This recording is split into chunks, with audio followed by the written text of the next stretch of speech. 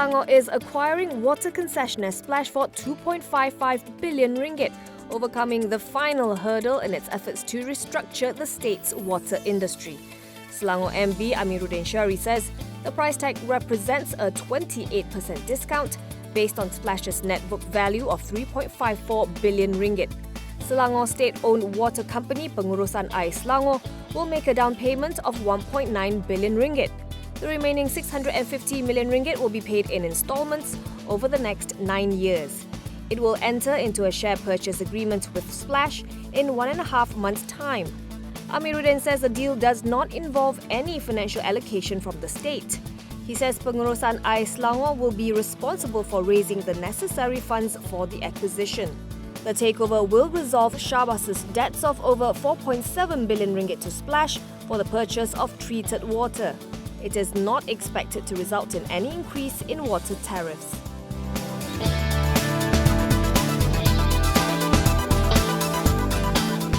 It's confirmed.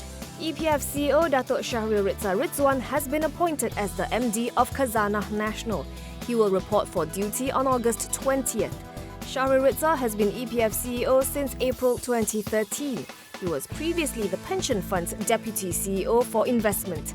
Prior to joining the EPF, he was the MD of MRCB, where he was responsible for developing KL Central into one of the main commercial centres in Malaysia. He also previously served at Pengurusan Dana Harta National and was involved in corporate recovery and credit restructuring following the Asian financial crisis of 1997. Due to the EPF's investments in many listed companies, he serves on the board of many of them, including Media Prima and IGN Holdings. Shahril Ridza will fill the vacancy created by the departure of Khazana's former MD Tan Sri Azman Mokhtar, who along with the other members of the board offered to resign en masse last week. The move was set to facilitate a smooth and orderly transition under the new government.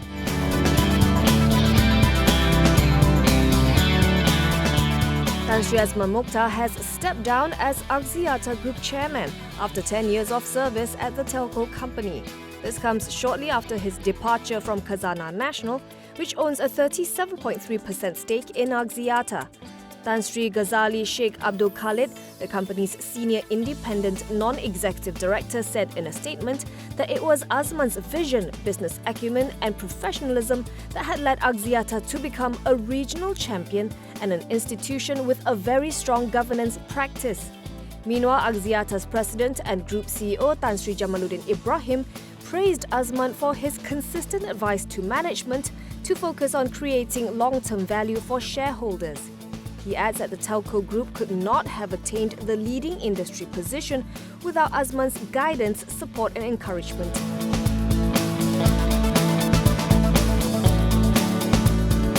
KUB Malaysia is hoping to dispose of the land on which the landmark Anw PJ drive-in sits.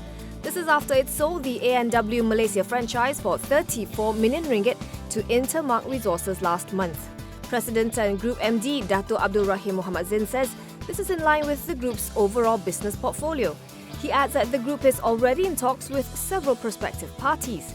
The plan is to sell off the 1.05-acre plot of land, failing which it would jointly develop it. However, KUB Malaysia isn't in the business of developing property, so selling is the preferred option as it doesn't want to take on the development risk. Abdul Rahim says so far the indicative offers that have been coming in stand at about 38 million ringgit.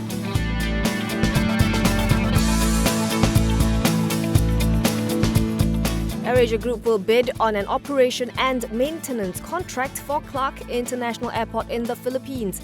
Group CEO Tan Sri Tony Fernandez tweeted today that the group, together with its units in Indonesia and the Philippines, would be bidding for the 25-year job. According to news reports, Manila's Bases Conversion and Development Authority said the preliminary timeline for the project indicates a target for contract awarding and signing on August 30th. However, BCDA will accept bids until late August. The O&M concession is due to start on December 1st for the current passenger terminal in the Pampanga province. A new terminal is slated to open in July 2020.